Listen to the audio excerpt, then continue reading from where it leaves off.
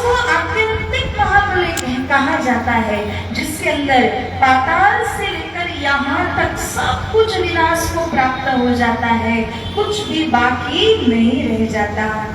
तो सुंदर साथ जी, मैं इसलिए इस बात को यहाँ पर आपको बता रही हूँ। अभी हम जहाँ मृतलोक में इधर खड़े हैं, हमारा जीवन यहाँ चल रहा है।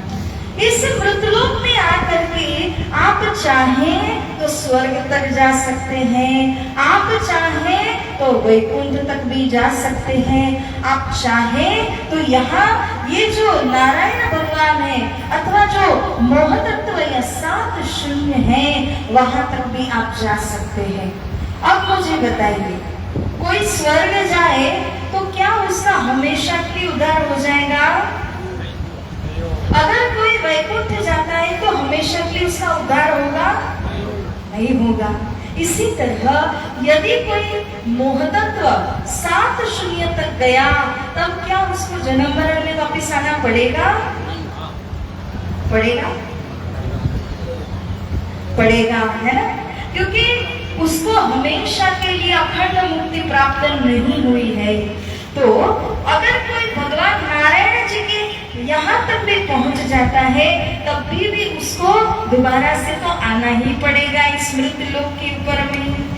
इस मृतलोक को ध्यान से सुनिए सुंदर साथ जी, इस मृतलोक को कर्म भूमि कहा जाता है। कौन सी भूमि बच्चों बोलो?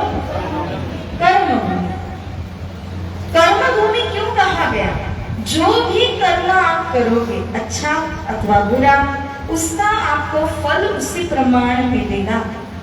कहते हैं कि बोए पेड़ बबूल का, बोए बीज बबूल का, तो फिर आम कहां से पाए? जिसने कांटेदार बबूल के वृक्ष का ही भी बो दिया होगा, उसको आम खाने मिलेंगे क्या? आम का बीज बोगे तो आम मिलेगा, और बबूल का बीज बोगे तो क्या मिलेगा? कांटे मिलेंगे, बबूल ही मिलेगा।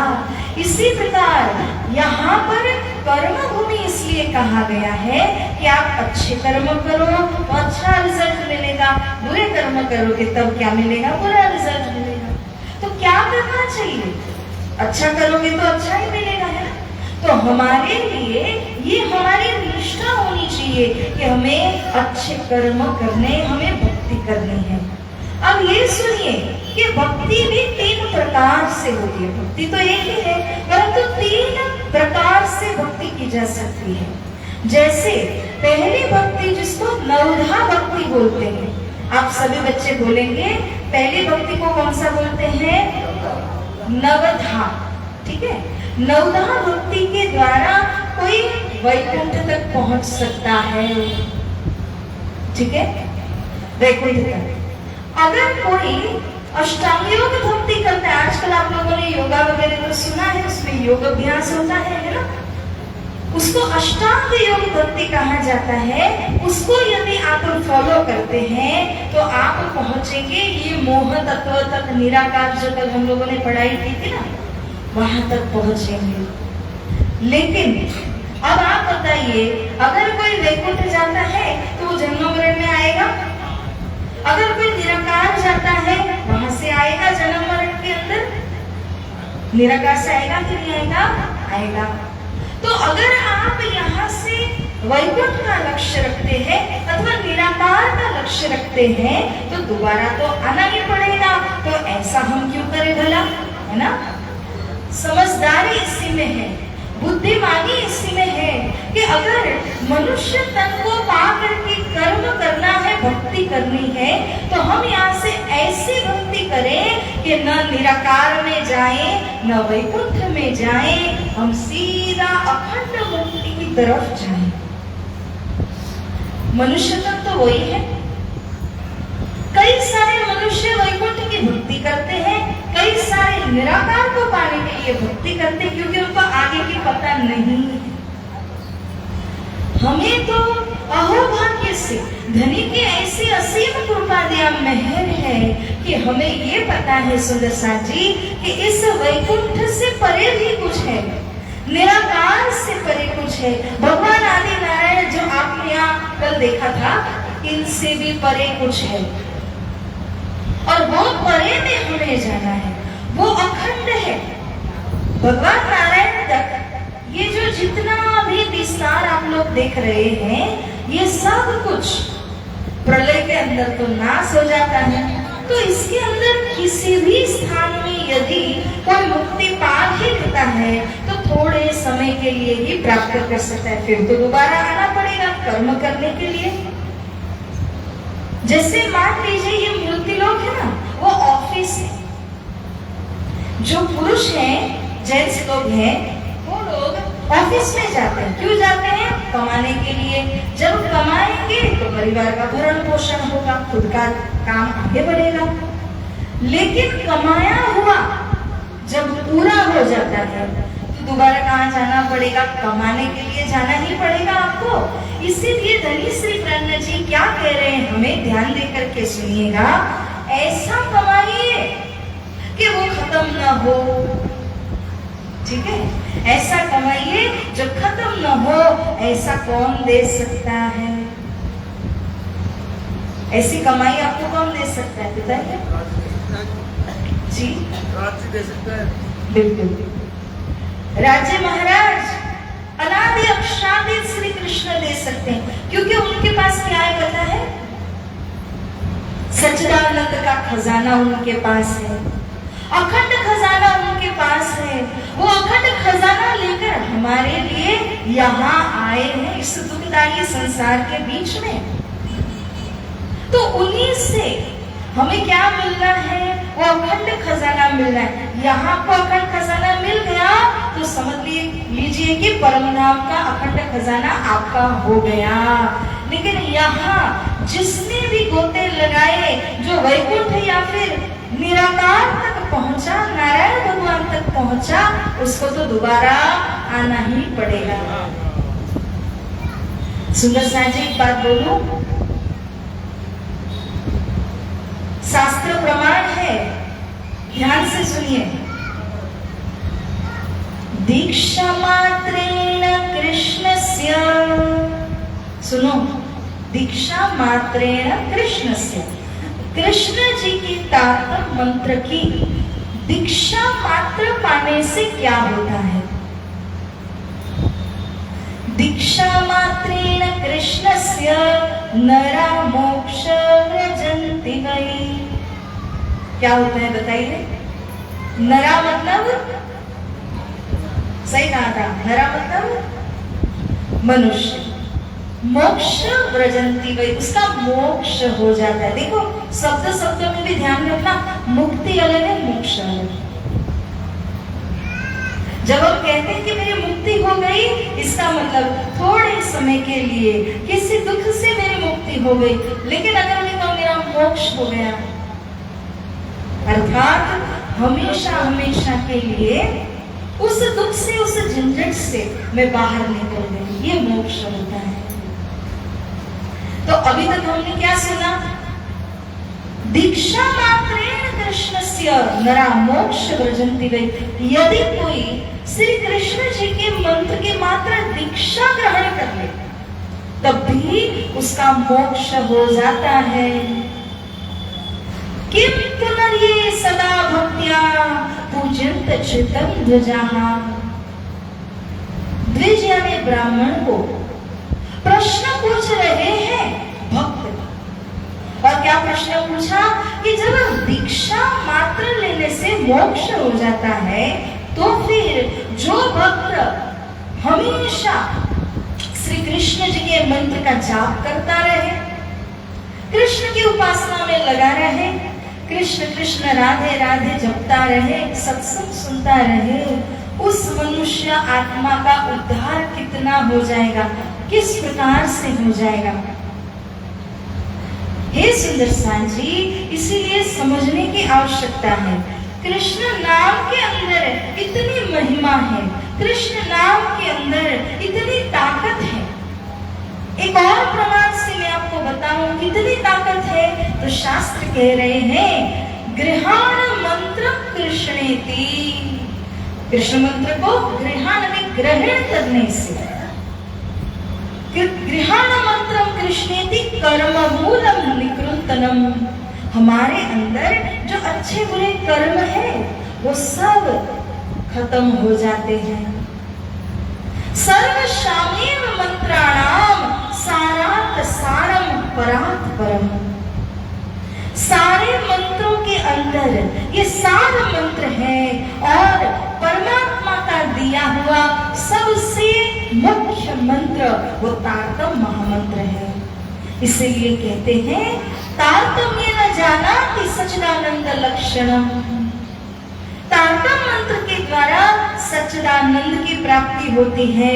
अन्य तो बहुत सारे मंत्र हैं सुंदर सा जी, सप्तकोटि महामंत्र 7 करोड़ मंत्र हैं, लेकिन उनके द्वारा क्या होता है, चित्त विभ्रमकार का चित्त को वो भ्रमित कर देते हैं। लेकिन इसी प्रमाण ये माहेश्वर तंत्र का प्रमाण है, शंकर महादेव जी कह रहे हैं सप्तकोटि महामंत्र चित्त विभ्रमकार का। ये 7 करोड़ मंत्र चित्त को भ्रमित करते हैं, मगर एकमात्र श्री कृष्ण जी का ऐसा मंत्र है जिस मंत्र के अंदर 2 अक्षर अंकित है कृष्ण, और उस मंत्र में इतनी ताकत है, कल हमने बात की थी, वो मैग्नेट चुंबक की भांति है। जिस तरह से चुंबक लोहे को खींच लेता है, उसी प्रकार श्री कृष्ण नाम के द्वारा हमारे जितने अग पाप दुष्कर्म होते हैं वो सब नाश हो जाते हैं। ठीक वैसे ही सूखी घास है, उसके ऊपर आपने माचिस फेंक दी, आग लगा दी, तो क्या होगा, क्षणमात्र के अंदर सब कुछ भस्मभूत हो जाएगा। कृष्ण नाम में वो महिमा है, कृष्ण नाम की वो ताकत है सुंदर साथ जी। उसके अंदर ऐसा बल है कि आपके जितने भी पाप कर्म हो उन सबको भस्मीभूत कर देता है। तो प्यारे सुंदर साथ जी, हम अभी जो बात कर रहे हैं इस विराट के माध्यम से कि यहाँ आप जितने भी लोक देख रहे हो, जितने भी स्थान आप यहाँ पर देख रहे हो, वो सब कुछ क्या है, नाशवंत है।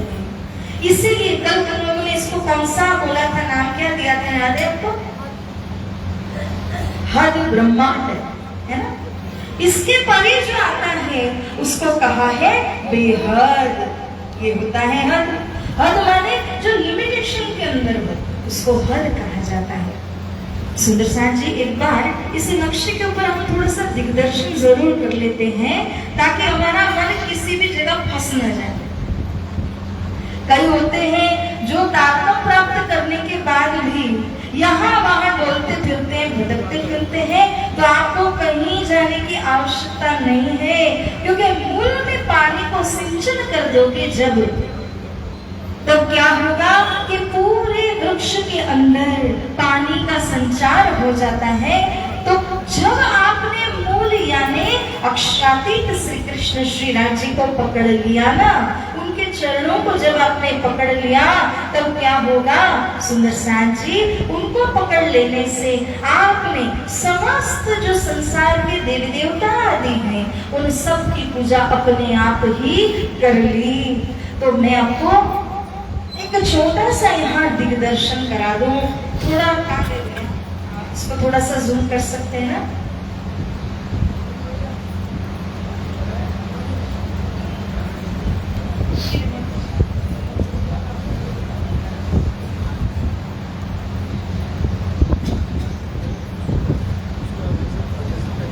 तो भाई का है,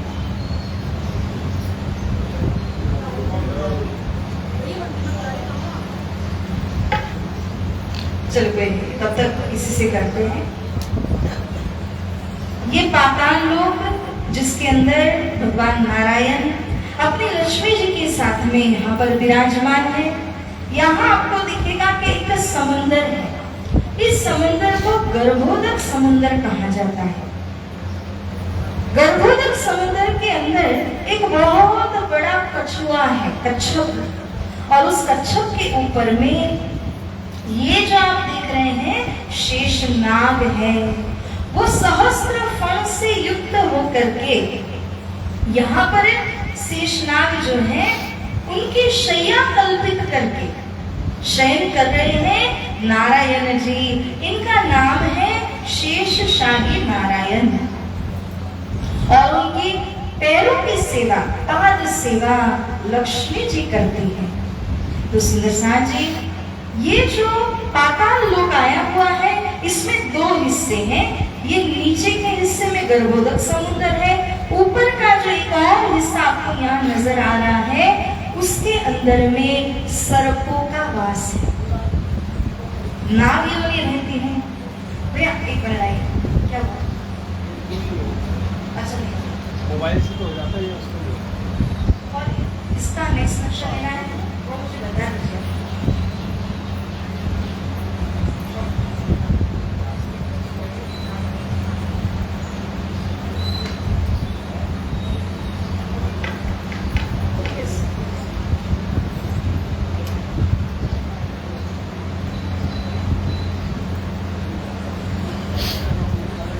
अब यहाँ हम बात कर रहे थे कि सर्पों की योनि है, उसके ऊपर आप देखेंगे कि ये जो पूरे 7 लोग आए हुए हैं, उनके अंदर 2 लोग ऐसे हैं जहाँ पर सर्पों की आबादी है, और 2 लोग ऐसे, 5 लोग ऐसे हैं जहाँ राक्षसों की आबादी है।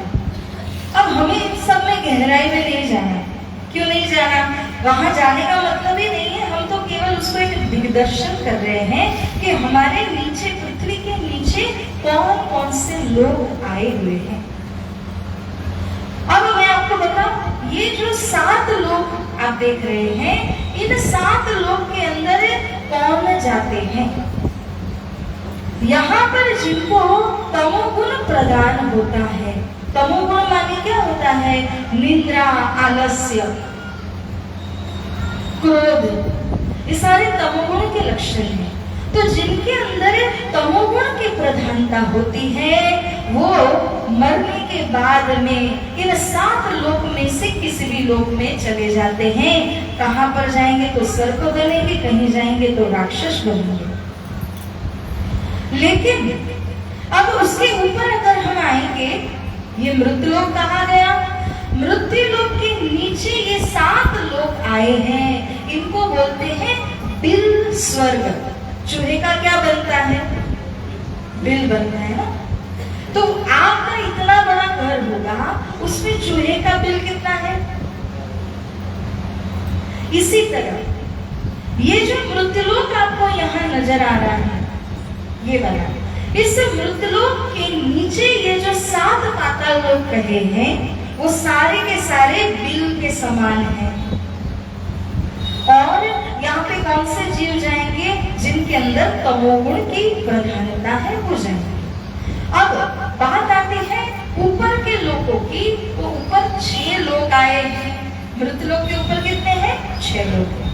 इसके ठीक ऊपर वाला यदि आप देखते हो तो उसको पितृलोक कहा जाता है। हम सभी कोई ना कोई समय में जीवन के अंदर अपने पितरों के लिए कुछ ना कुछ पिंडदान करते हैं। क्यों करते हैं? पितृलोक के अंदर अगर वो अटक जाते हैं तो उनको वहां से रिलीज करने के लिए, रिहा करने के लिए क्या चाहिए होता है? उनको पिंडदान करना पड़ता है। तो पितृलोक धरती के ऊपर कौन सा है? पितृलोक है। अब इसके ऊपर यदि आप देखेंगे तो स्वर्ग लोक आया हुआ है, ये रहा। ये स्वर्ग लोक के अंदर में तुरंत दिग्दर्शन के माध्यम से जा रही हूँ। यहाँ के राजा है इंद्र भगवान। ये जो इंद्र भगवान है, उनकी जो शहर है उसको पुरी बोलते हैं, वो सबसे बीच में आए हैं स्वर्ग के, और 8 दिशाओं में अन्य 8 देवों की पुरियां हैं। एवं यहाँ पर आप देखें तो एक से एक सुख मिलता है। वहां पर खाने पीने की भी इतनी सुविधा है, रहने की भी इतनी सुविधा है, अप्सराएं भी हैं। तो हर प्रकार का सुख स्वर्ग के अंदर मिलता है। मगर कब तक मिलेगा बताओ? जितना हमारे पास पुण्य राशि है उतना ही मिलेगा। जैसे पुण्य राशि पूरी हुई तब सीधा नीचे है ना। तो स्वर्ग के अंदर सुख तो है परंतु वो नाशवंत है, और दूसरा कि आपने किए कर्म के अनुसार ही आपको वहां पर स्वर्ग सुख भोगने के लिए मिलेंगे। तो ऐसे स्वर्ग को पाने के लिए कई लोग कितनी मेहनत करते, कितना कर्म कांड करते हैं, मगर वो सब कुछ करने के बाद भी वहां से दोबारा तो आना पड़ता है। स्वामी जी कहते हैं ऐसे स्थान के लिए क्यों इतनी मेहनत करना, है ना। अब उसके ऊपर आ जाइए तो स्वर्ग के ऊपर में आप देखोगे महरलोक आया है।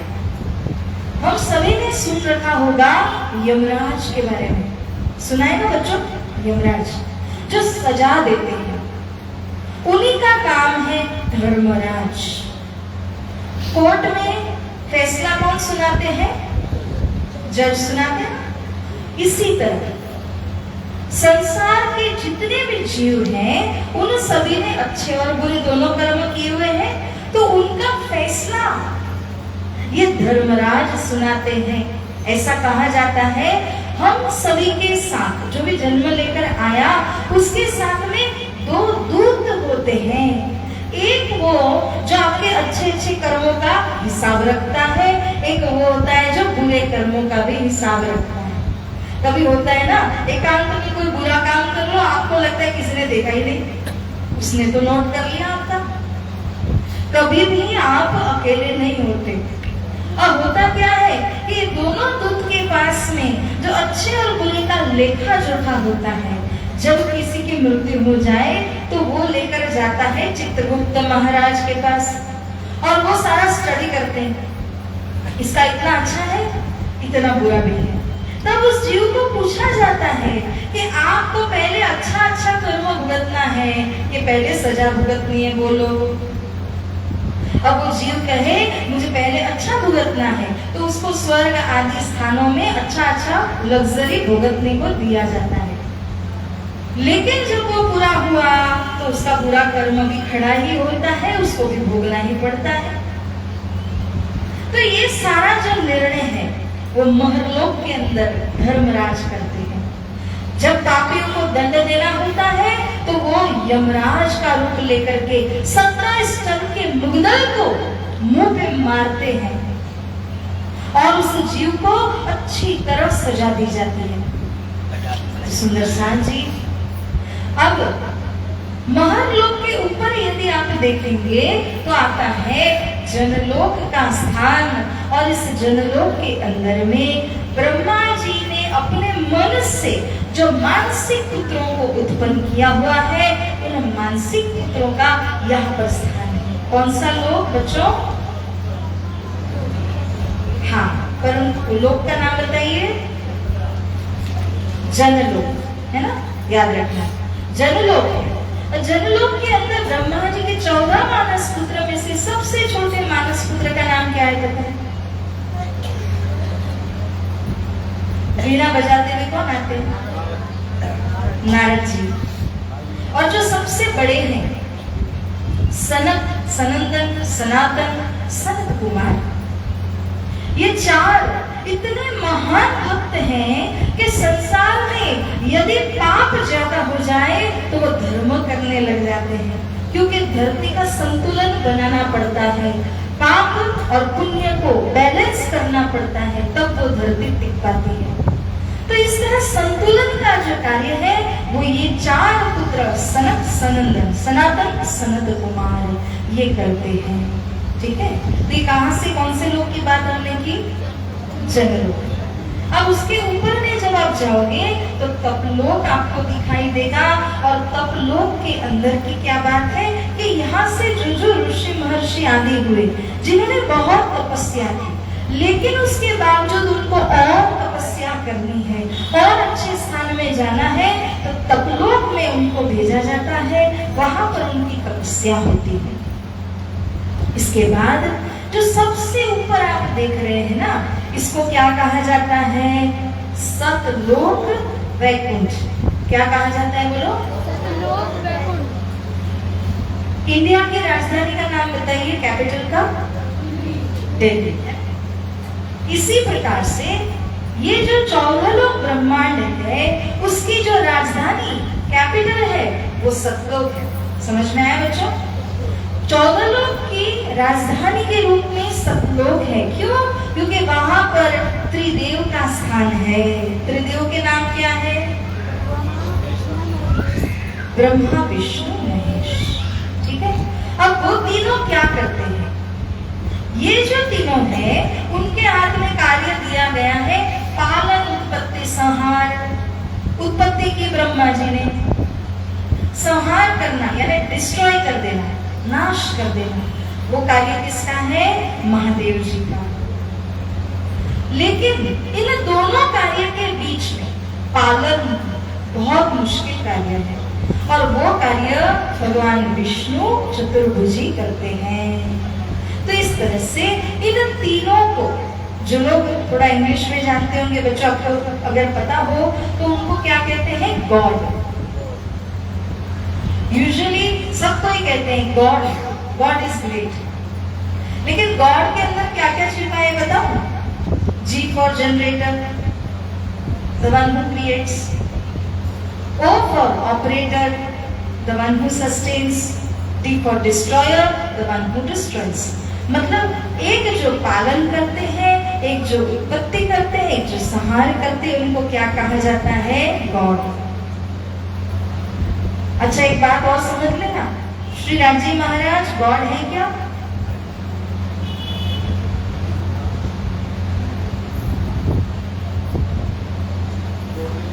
श्री रामजी महाराज जी को गॉड कह सकते हैं? श्री रामजी महाराज जी सुप्रीम गॉड है। उनको परम सत्य कहा गया है क्योंकि उनके हाथ के नीचे ऐसे ऐसे कई गॉड आ जाते हैं, इसलिए उनको गॉड हेड भी कहा जाता है। सुंदर साथ जी, ये 14 लोक ब्रह्मांड आपको लगता होगा हम जिसमें है वो एक ही है, ऐसा नहीं है। ऐसे लाखों भी नहीं, करोड़ों से भी ज्यादा 14 लोक ब्रह्मांड है और हर ब्रह्मांड के अंदर गॉड है, ब्रह्मा, विष्णु, महेश। अब हमें ये समझना है कि हमारा, देखो ना, भाग्य कैसा है कि इस ब्रह्मांड के अंदर हमको क्या मिल रहा है? तारतम का ज्ञान मिल रहा है। अन्य ब्रह्मांडों के अंदर इस प्रकार से तारतम का ज्ञान नहीं मिल रहा। श्री कृष्ण नाम की महिमा को जो हम जान रहे हैं, वैसे कोई और ब्रह्मांड के अंदर आपको बताया नहीं गया। यहाँ क्यों बताया गया? क्योंकि यहाँ पर कौन आए हैं? परम धाम से ब्रह्म सृष्टि आई है। इन ब्रह्म सृष्टि को जगाने के लिए श्री रामजी महाराज जी ने इस ब्रह्मांड की रचना करवाई। ये वाला जो 14 ब्रह्मांड है ना, उसकी रचना करवाई। जब इस 14 लोक ब्रह्मांड की रचना हुई तो यहाँ के जितने भी जीवात्मा हैं, उन सबका उद्धार करने की जिम्मेदारी भी ब्रह्म सृष्टियों को दी गई। और ये जो ब्रह्म सृष्टियां हैं, उन्हीं के हाथों से बाकी के सारे जीव सृष्टियों को मिलेगा तारतम मंत्र। तो जिम्मेदारी किसकी बन गई? ब्रह्म आत्माओं की जिम्मेदारी हो गई। सुंदर साथ जी, और भी कितने सारे ब्रह्मांड है, उसमें कितने सारे जीव हैं। अगर उनमें से किसी जीव के अंदर हम होते ना, तो इस प्रकार से कृष्ण नाम महिमा नहीं मिलती, राष्ट्रमा जी का नाम या तो ब्रह्म धाम नहीं मिल पाता।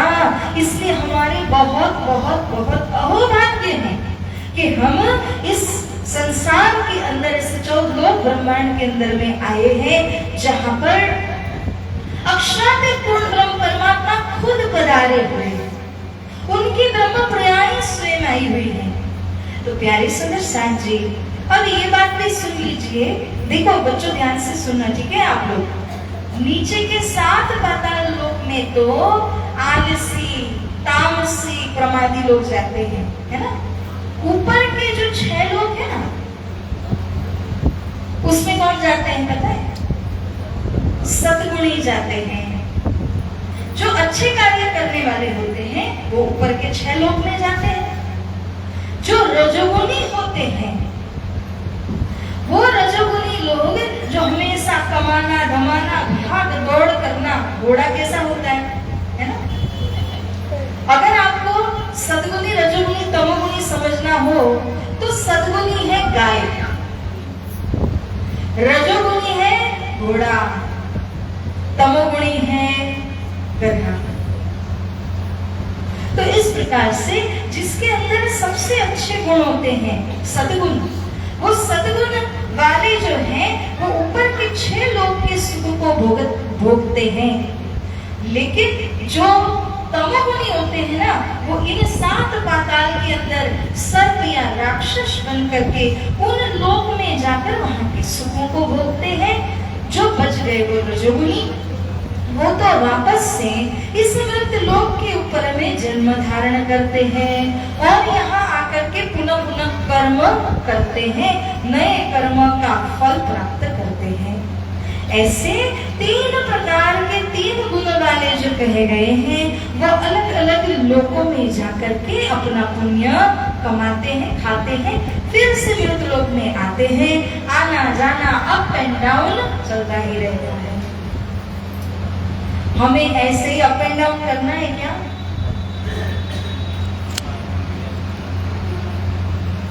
ये 14 लोग के अंदर ऊपर नीचे करना है किसी को? आज हमने जो सुना वो इसीलिए सुना, इतना समय जो हमने 14 लोग को समझने के लिए लिया ना, वो इसीलिए लिया क्योंकि कई ऐसे लोग होते हैं जिनके मन में होता है मैं स्वर्ग जाऊं, कई ऐसे होते हैं जिनको लगता है मैं वैकुंठ धाम जाऊं। किंतु ये 14 लोग को जब आप लोग समझ जाएंगे तो 14 लोग के अंदर कभी किसी स्थान में जाने की आपकी कोई महत्वाकांक्षा रहेगी नहीं। जो भी यहाँ जाता है वो कभी ऊपर कभी नीचे, कभी पाताल कभी स्वर्ग होता ही रहता है। एक सरल सा याद रहने वाला दृष्टांत मैं आपको इसके बारे में बताऊं।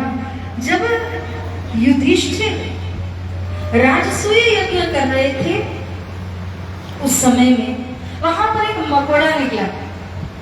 मकोड़ा होता है ना, बोलते हैं शक्कर का जो बड़ा सा होता है ना, वो शक्कर सिर पे लेकर के वो ले जा रहा था अपने मकान में। तो उसको देखते हुए भीम ने कहा, अरे देखो देखो बेचारा मकोड़ा कैसा है, पैर भी ठीक से नहीं है, 3 ही पैर पे चल रहा है और फिर भी इतना वजन सिर के ऊपर लेकर के जा रहा है। उसके लिए तो वो भी बहुत बड़ा है, वजन है। श्री कृष्ण जी ने कहा,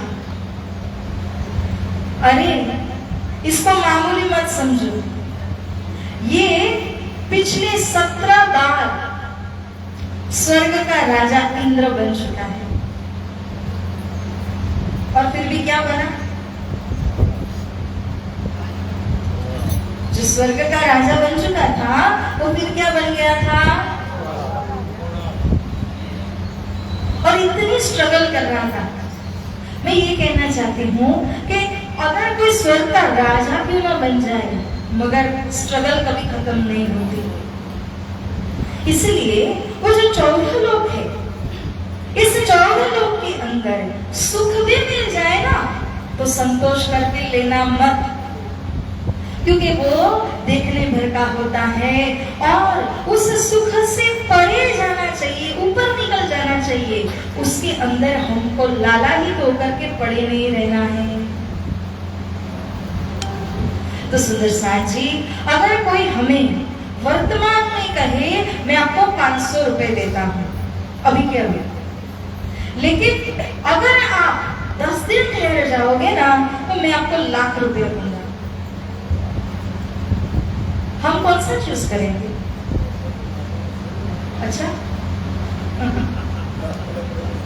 अच्छा 10 दिन वाले कौन है जरा बताइए, और तुरंत वाले 500 वाले? सवाल तो सही से समझे ना।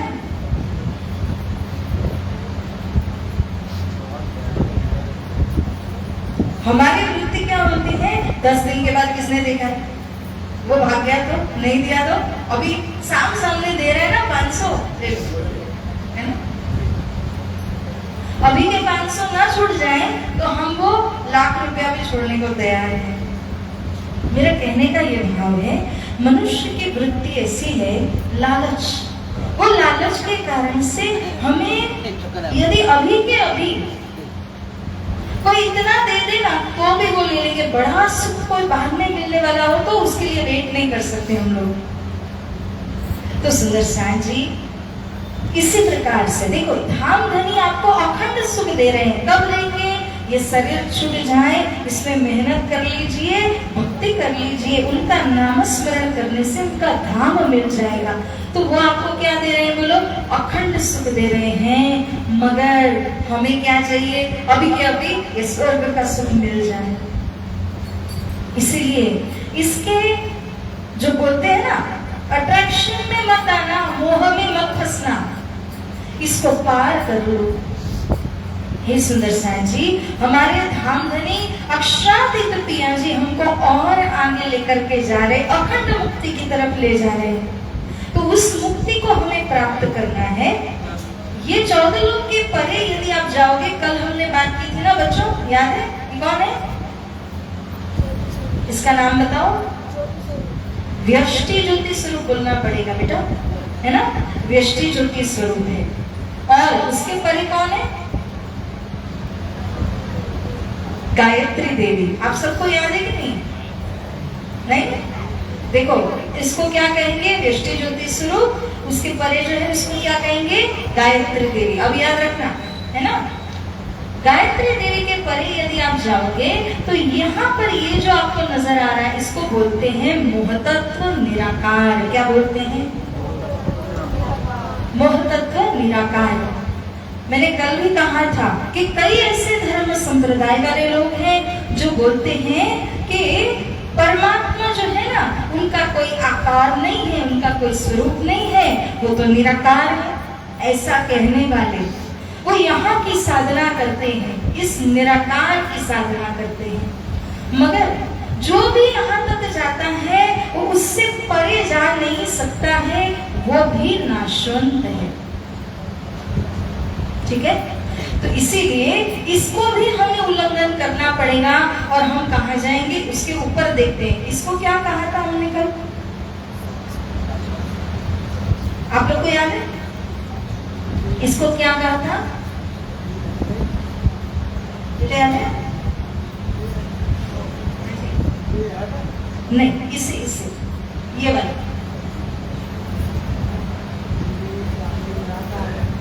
हाँ, ये 7 शून्य कहे गए हैं। ठीक है? इसको क्या बोलोगे? अब बताओ। 7 शून्य। तो ये जो 7 शून्य है, यहाँ से 7 स्वर निर्माण होते हैं, 7 अंगों की भी यहाँ से ही निर्माण हो जाते हैं।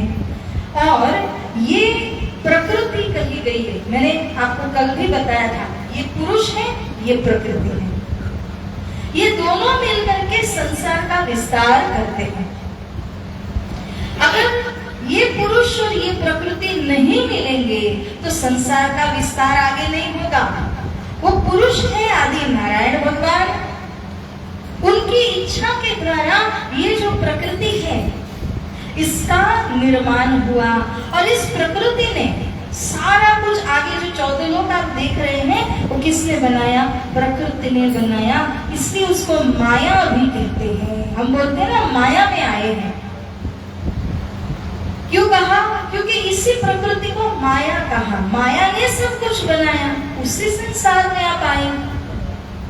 तो ये पुरुष और प्रकृति, ये दोनों भी यहाँ जो आपको ऊपर नजर आ रहा है ना, ये वाला सुंदर साथ जी, इस शून्य को देखिए, इसको कहा जाता है 5वीं शर समष्टि। क्या कहा जाता है? 5वीं शर समष्टि। अब 5वीं इसको कहा तो 4 और है नीचे। अब उसको भी समझ लो, आपको पता तो चल ही गया, मैं सिर्फ बता देती हूँ। 14 लोक जो है, इसका नाम स्थूल है, स्थूल। ठीक है? अब उसके ऊपर आप जाइए तो ये जो निराकार जिसको नाम दिया था ना, इसका नाम है सूक्ष्म। पहला क्या था? दूसरा क्या आया? स्थूल और सूक्ष्म के परे ये जो 7 शून्य कहे गए हैं, इसको बोलते हैं कारण। क्या बोलते हैं? कारण। अब 7 शून्य से परे आप जाइए, ये जो भगवान महाविष्णु आदि नारायण आए हैं, उनको क्या कहा जाता है? महाकारण। क्या कहा जाता है? ये इसको क्या बोलोगे? सभी बच्चे बोलेंगे, बड़े भी बोलेंगे। यहाँ तो सभी बच्चे ही है ना हमें तो वही भाव से ग्रहण करना है। ये क्या कहा जाएगा? बोलो, स्थूल। इसको क्या बोलोगे? हाँ, सूक्ष्म। इसको क्या बोलोगे? कारण। इनको क्या बोलोगे? महाकारण। तो 4 स्टेप हो गए, स्थूल, सूक्ष्म, कारण, महाकारण। 4 से ऊपर 5वां, इसको बोलते हैं 5वीं शर समष्टि। फिर से बोलो, 5वीं शर समष्टि। अब वो आप नक्शे के अंदर देखेंगे तो ये 5वीं शर समष्टि है। अब इसका क्या काम है 5वीं शर समष्टि का? तो स्थूल जो है वो लय होता है सूक्ष्म में जाकर, सूक्ष्म लय होता है कारण में जाकर, कारण का लय होगा महाकारण में, महाकारण का लय होगा 5वीं शर समष्टि के अंदर में। तो इस प्रकार से ये जो 5वीं शर समष्टि है वो तो भगवान आदि नारायण को भी घेरे हुए है ना। अब जैसे ये भगवान आदि नारायण जी हैं, ये महाविष्णु भी कहे जाते हैं, उन्हीं की तरह और कितनी ही हैं कि जिनके द्वारा ऐसे ऐसे ब्रह्मांड बनते हैं मिटते हैं, ब्रह्मांड बनते हैं मिटते हैं। वास्तव में कहा जाए ना तो समझो ये आदि नारायण भगवान कौन है। आपको मैं एक उदाहरण दूं। आप पलंग में सोए, आपको सपना है। पलंग में सोया हुआ जो है वो तो असली है, लेकिन स्वप्न के अंदर जो है वो तो देखने भर का है। स्वप्न से उठे खत्म। इसी तरह ये संसार को निर्माण किसने किया था? कल हमने सुना था ना, रचयिता कौन है? संसार को बनाने वाले अक्षर ब्रह्म। ठीक है ना। संसार को किसने बनाया? अक्षर ब्रह्म ने। अक्षर ब्रह्म ये पलंग में सोए हुए जो है ना वो अक्षर ब्रह्म है। अक्षर ब्रह्म ने जो स्वप्न देखा, क्या देखा? स्वप्न देखा। उस स्वप्न के अंदर एक और अक्षर ब्रह्म है या नहीं है? वो जो है यही है महाविष्णु। ये समझ में आ रहा है? अब जैसे बेटा आपका नाम बताओ। हर्ष। ये हर्ष है हमारा बेटा, ये यहाँ पे सोया है मान लीजिए। अब हर्ष जो है वो सपना देख करके एक उसके ब्रह्मांड में चला गया। सपने में उसने देखा एक और हर्ष है, वो खेल रहा है, सत्संग सुन रहा है, खा रहा है, पी रहा है, सब कुछ कर रहा है। तो वो जो सपने के अंदर जो हर्ष है वो इसी के अंदर से तो गया है ना, गया कि नहीं? जब उसका सपना टूटेगा तो वो जो सपने के अंदर वाला हर्ष है वो कहाँ जाएगा? जो पलंग में सोया हुआ हर्ष है उसके अंदर ही वो आ जाएगा। इसी तरह सपने में सोए हैं, अभी पलंग के ऊपर सोए हैं, उनका क्या नाम? बराबर है, उनका क्या नाम? अक्षर ब्रह्म। जो पलंग के ऊपर सोए वो अक्षर ब्रह्म है, और जो स्वप्न के अंदर है उनका नाम क्या है? उनका नाम क्या है इसका बताओ? महाविष्णु। तो इस तरह से स्वप्न के तन में अक्षर ब्रह्म ही कौन है? महाविष्णु है। उन्हीं के द्वारा ये सब कुछ निर्माण हुआ।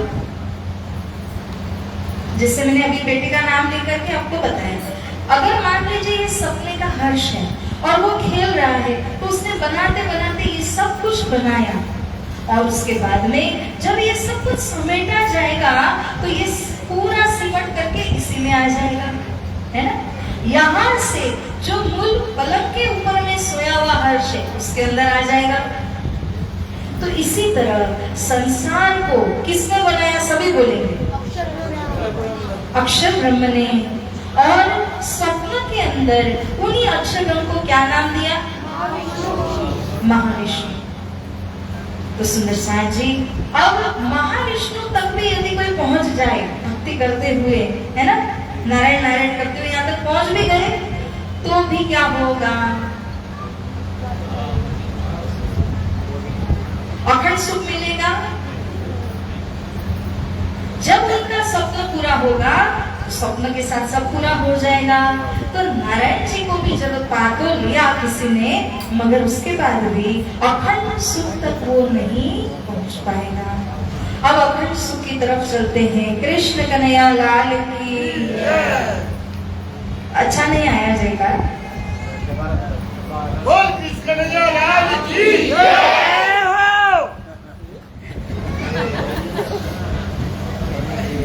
ये हुई ना बात।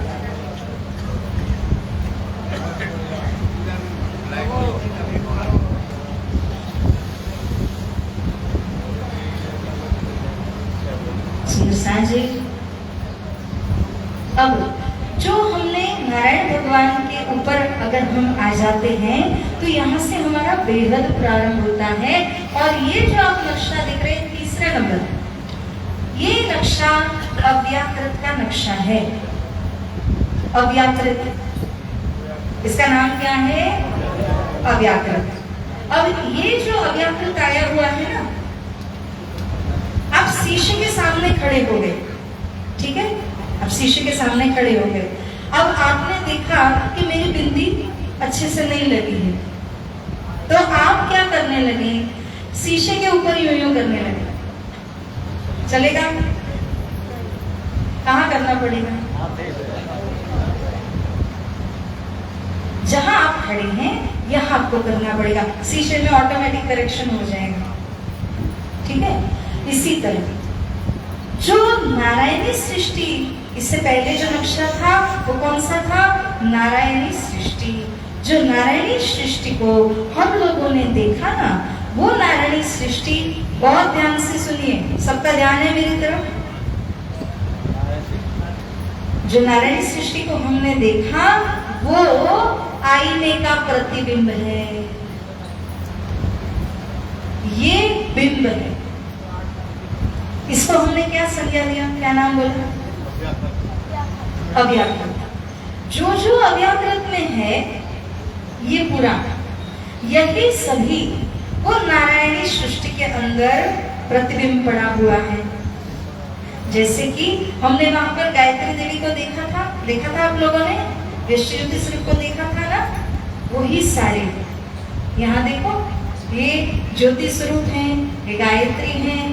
जो नीचे 7 मतलब के मोह तत्व है, ये मोह तत्व है, ये 7 शून्य है जो नीचे भी आप लोगों ने देखा।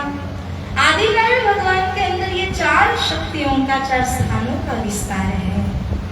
ये नीचे भी था, यहाँ पर भी है। तो मेरा कहने का भाव समझिए, शीशे में कहां से होगा? जब सामने कोई खड़ा है। इसी तरह अव्याकृत है तो नारायणी सृष्टि का प्रतिबिंब भी है। अगर अव्याकृत के अंदर से ही सब कुछ वहां पर प्रतिबिंबित हुआ है, तो यहाँ जैसा है तदोगत वैसा कहाँ पड़ा है? नारायणी सृष्टि के अंदर पड़ा है, ठीक है ना। तो अब यहाँ पे समझिए आप, ये अव्याकृत है। इसी तरह अब मैं एक और नक्शा आपके सामने लाती हूँ।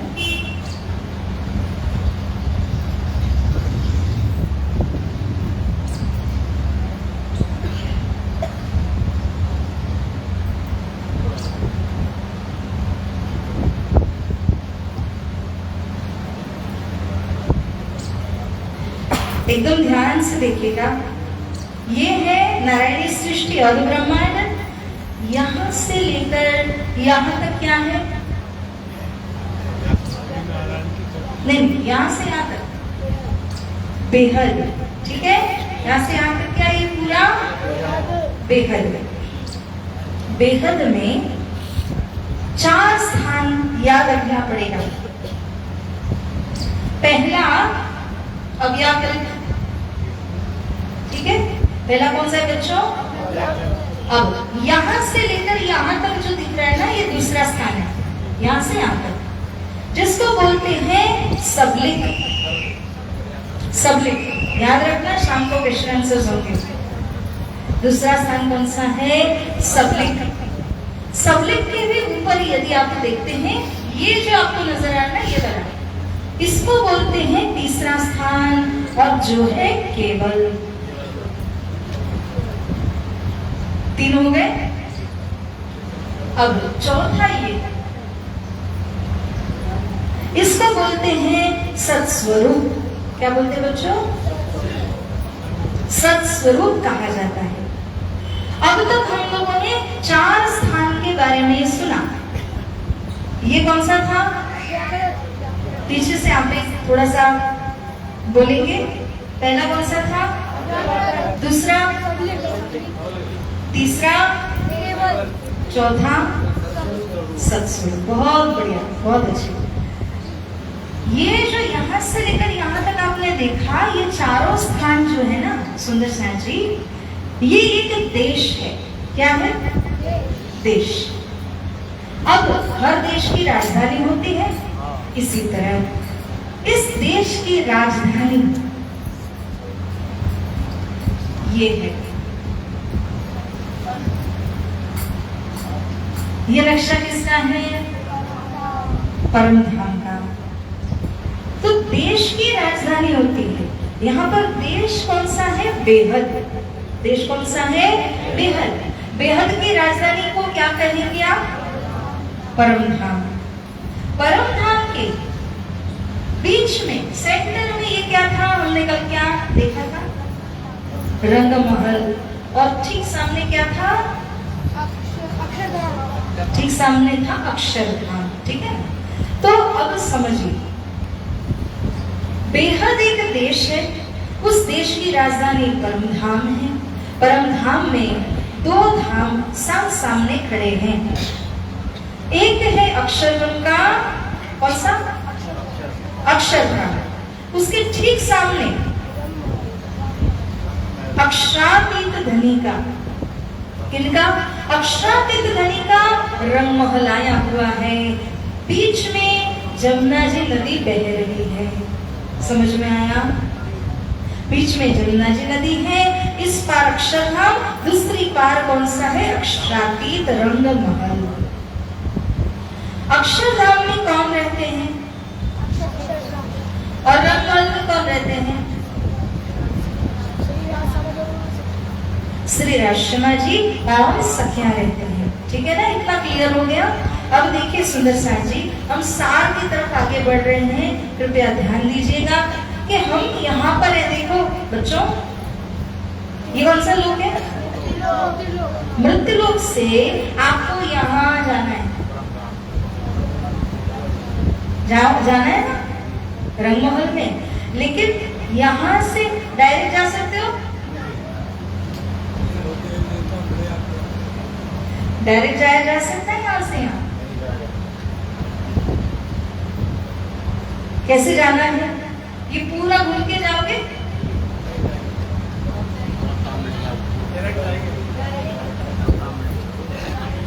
अच्छा, डायरेक्ट जाने वाले हैं? कोई हाथ उठाइए थोड़ा सा। डायरेक्ट जाने वाले हैं। आपको दिल में सोच के चाहना करनी है बस। लेके जाने वाले तो सदगुरु है ना, तो हाथ उठाने में क्या दर्द हो रहा है? ये तो डायरेक्ट चले जाने तो ले जाओ। तभी तो सुंदर साथ जी बहुत अच्छे, हाथ रखिए नीचे। हमें डायरेक्ट ही जाना है। कृष्ण कन्हैया लाल की, सतगुरु महाराज की, प्यारे की। हमें डायरेक्ट ही जाना है। डायरेक्ट कैसे जाएंगे? क्योंकि यहाँ मृतलोक से लेकर के सीधा यहाँ तक जाना है। अगर आप पूरा होकर के जाएंगे तो कल हमने बात क्या किया था? पंथ होगी कोटि कलप, प्रेम पहुंचाने मिले पलक। हमें चल के जाने की आवश्यकता नहीं है। मैं आपको इसमें 2 चीजें बताती हूँ। बच्चों यहाँ ध्यान दीजिए आप। 2 चीजें। एक चींटी होती है ना, तो यहाँ से वहां जाने के लिए उसको कितना समय लगेगा? एक पक्षी है, यहाँ से यहाँ जाने के लिए कितना समय लगेगा? है कि नहीं? इसी तरह हम भी विहंगम मार्ग में है। विहंगम यानी पक्षी का। और दूसरा मार्ग कौन सा है? पिपली का मार्ग, चींटी का मार्ग। चींटी क्या करेगी? क्रम से चलते चलते चलते वहां जाएगी, पक्षी उड़ के जाएगा। तो हमारा परम धाम जाने का मार्ग चींटी का है? नहीं है। कौन सा है? विहंगम मार्ग है, जिसको पक्षी का मार्ग कहा गया है। तो सुंदर साथ जी, ऐसा क्यों कहा गया?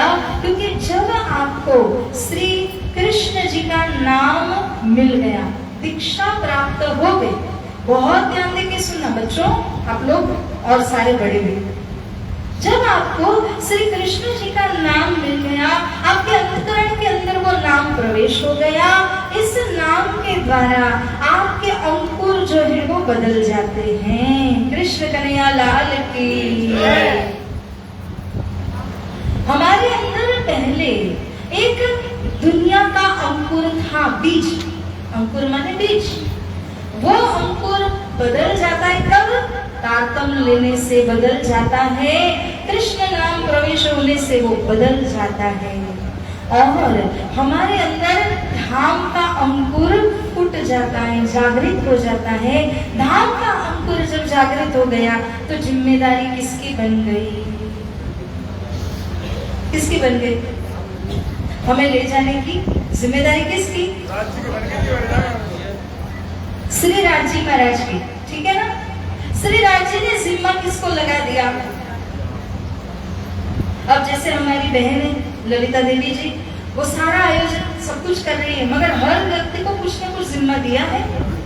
इसी तरह राज जी महाराज जी वो किसको जिम्मा दे रहे हैं हमको वापस ले जाने के लिए? बताइए बच्चों, किसको? राज जी महाराज किसको जिम्मा दे रहे हैं हमें सबको वापस ले जाने के लिए?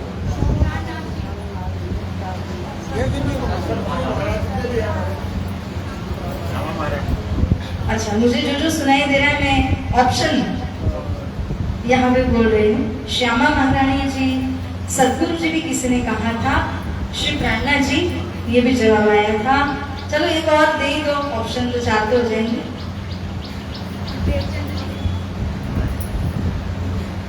देवचंद्र जी, हाँ जी, कुछ कहना है आपको? तारतम,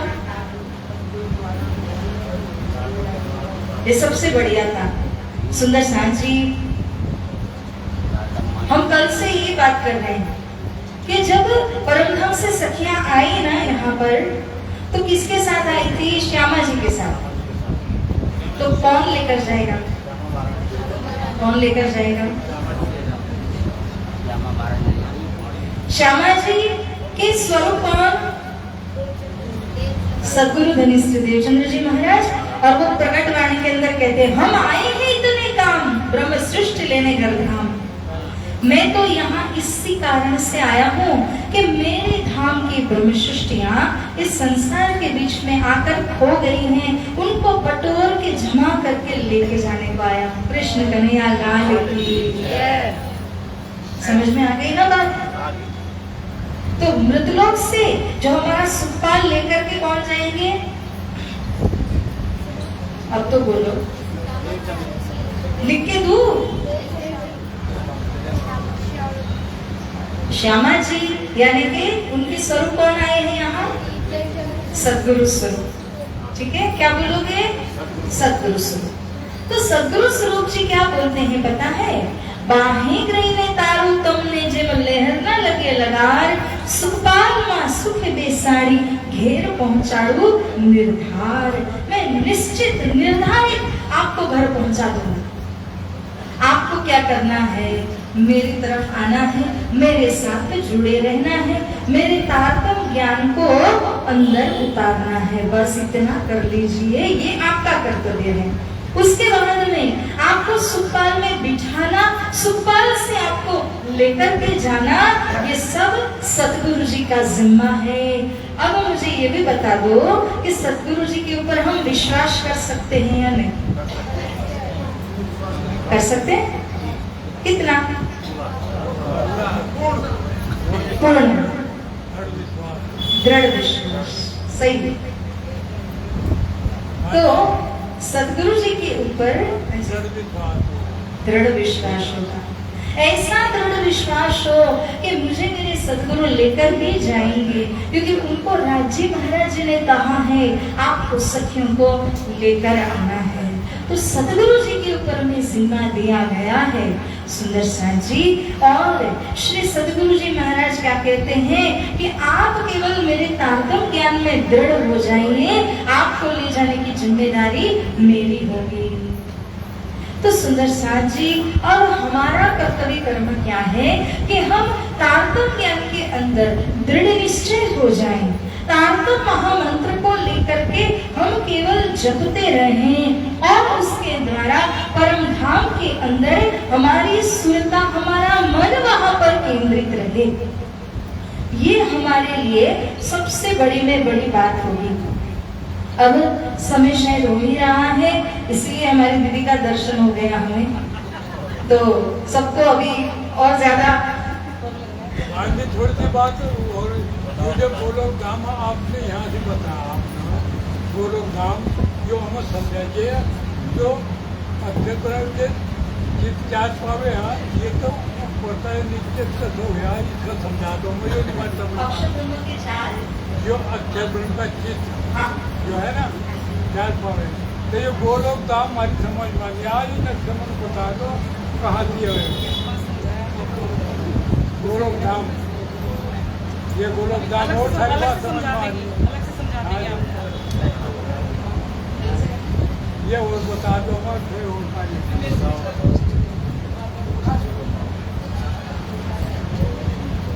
देखिए, मैं एक सार रूप में आपको एक ही बात कहूंगी कि ये जो अक्षर ब्रह्म है उनको ब्रज और रास लीला बहुत प्रिय है, जिसके कारण से वे उसका चिंतन करते हैं। हमें भी कोई लीला बहुत प्रिय होती है तो हम क्या करते हैं, हम उसका चिंतन करते रहते हैं।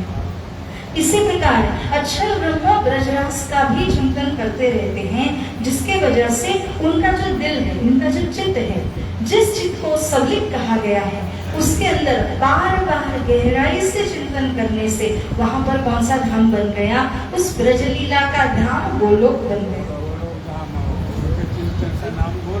गोलोक, क्योंकि उनके हृदय में वो बार बार चुभ रहा है, वो लीला बार बार उनको याद आती है। हमें जो भी बहुत अच्छा लगता है, कोई व्यक्ति हो, कोई जीवन के अंदर ऐसा एपिसोड हुआ हो, घटना घटी हो जो बहुत अच्छी लगे, तो हम बार बार उसका स्मरण कर लेते हैं, बिना गए हमारा मन उसमें चला जाता है। इसी तरह अक्षर ब्रह्म का दिल वो बार बार ब्रजरास लीला को याद करता ही रहता है, उसको बहुत प्रिय लगती है ये लीला, इसीलिए उनके दिल में, उनके चित्त में, सबलिक के अंदर जो है गोलोक धाम अखंड है। तो सुंदर साथ जी, मैं केवल एक प्रश्न और उसके बाद मैं यहाँ पर विराम देती हूँ। अच्छा बच्चों और बड़ों, हम लोगों ने देखा हद ब्रह्मांड के ऊपर क्या आया है, बेहद के कितने, इसको मत देखना तो ऐसे, बेहद के अंदर कितने भाग आपने समझे आज? 4? बेहद के अंदर अच्छा 4 है तो कौन से बताइए, 5 है तो कौन से? पहला अव्याकृत, बहुत बढ़िया। दूसरा सबलिक, तीसरा केवल, चौथा सत्स्वरूप। सत्स्वरूप के ऊपर जाओगे तो कौन सा धाम आएगा? परम धाम के अंदर क्या आएगा? अक्षरधाम। अब अक्षरधाम को भी पार कर लोगे तब कौन सा धाम आ जाएगा? रंगमहल, श्री परम धाम। तो हमें मृत्युलोक में से अक्षरातीत रंगमहल में पहुंचाने की जिम्मेदारी किसकी? हम आए हैं इतने काम ब्रह्म सृष्टि लेने घर धाम। उनके ऊपर दृढ़ निष्ठा और विश्वास रखने से, तारतम ज्ञान और तारतम मंत्र के ऊपर पूर्ण विश्वास रखने से वही सदगुरु हमारे आत्मा का तरण तारण कर देते हैं। इसीलिए उन सदगुरु के हृदय धाम में कौन विराजमान है बताइए? सदगुरु जी के हृदय धाम में वो तो श्यामा जी के अवतार है, उनके हृदय में कौन बैठे? तुम स्वरूप, तुम में स्वरूप, तुम ही स्वरूप के सब। श्री कृष्ण श्री राजी महाराज जी ने मंत्र दिया और मंत्र देने के बाद में कहा कि मैं आपके हृदय में आकर के बैठ जाऊंगा। तो श्री कृष्ण सदगुरु के हृदय, पावन हृदय धाम के अंदर में विराजमान हैं। तो प्यारे सुंदर साथ जी, यहाँ पर हम चर्चा को विराम देते हैं। संध्या समय में थोड़े प्रश्नोत्तरी और कुछ एक और गहराई की बातें समय रहा, धाम धनी जी की कृपा से हम करने की कोशिश जरूर करेंगे। तो आइए मैं दीदी जी को आगे का कार्यक्रम बताने के लिए आग्रह करती हूँ।